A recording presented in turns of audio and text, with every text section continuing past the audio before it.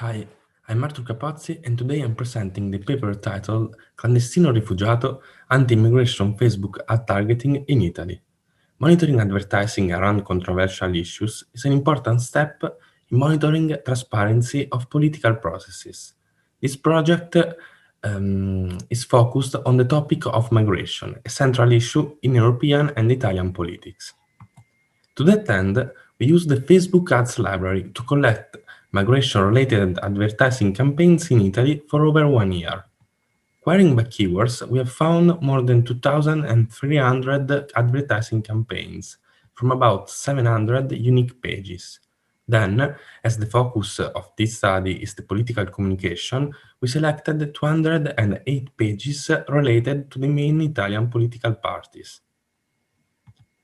As the data is retrieved via keywords, we ensure the content is relevant to the topic of migration by building a separate supervised classifier.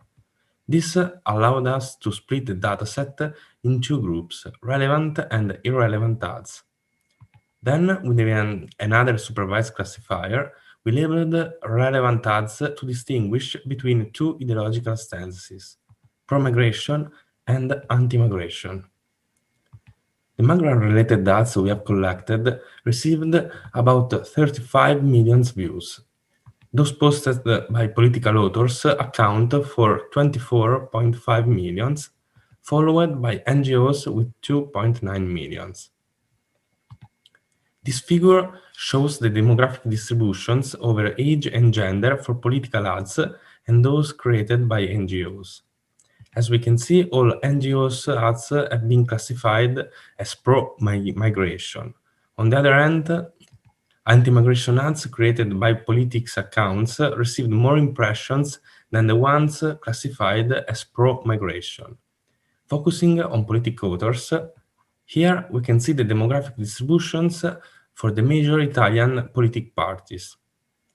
We found that the impressions received by the ads are not gender balanced. For example, the odds ratio for this gender distribution difference is 1.17, meaning that a migrant-related ad is 17% more likely to be seen by a male user than a female. To better understand overall political advertising, for each political page, we query the platform without any keyword constraint, resulting in more than 17,000 ads that we used as a general political advertising baseline.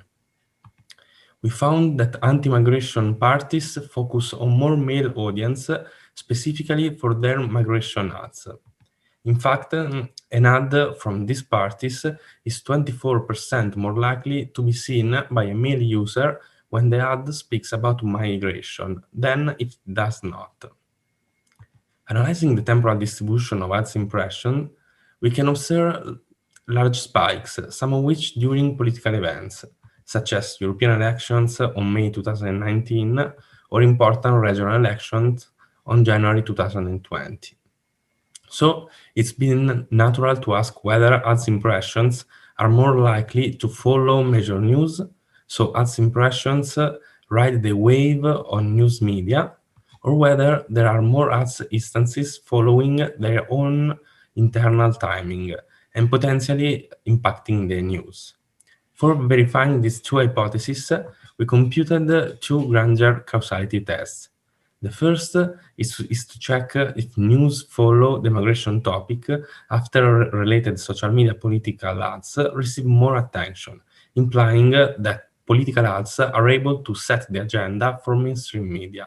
But we found no significant Granger causality for this hypothesis.